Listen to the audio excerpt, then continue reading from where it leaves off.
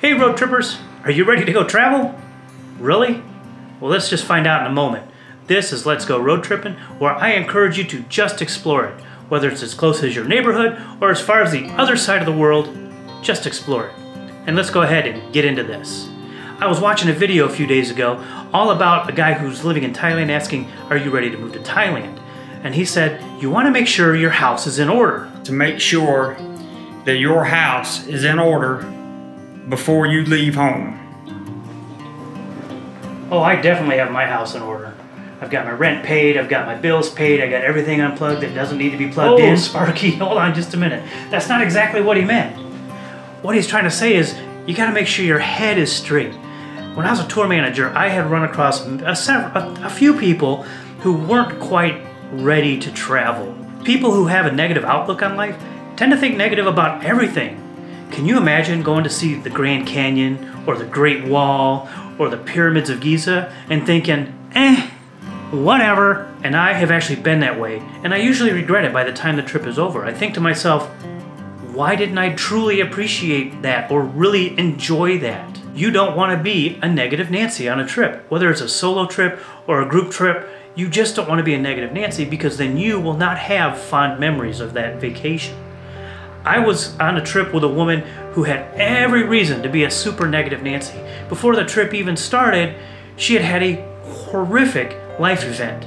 And then she decided, I'm just going to go to the other side of the world for 3 weeks with a bunch of strangers. That in and of itself was a massive jump for her to even do.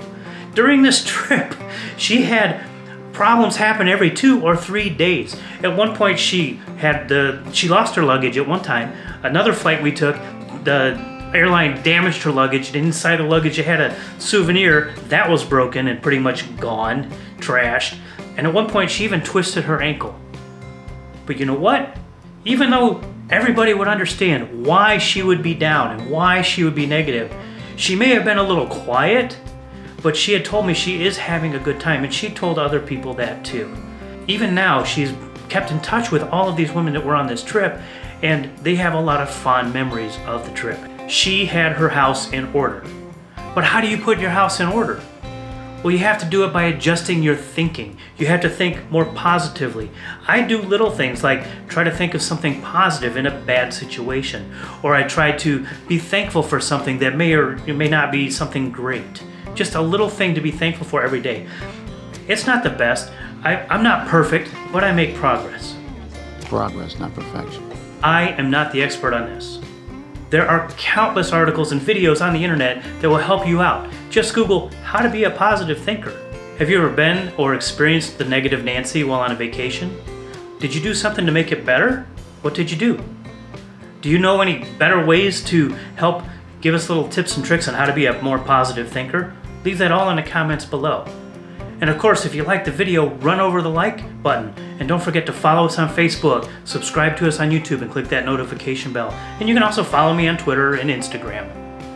And definitely share this video with other travelers. If there's a place you'd like me to visit, go ahead and leave that in the comments below. And now, it's time for you to get out and just explore it. Until next time, safe travels.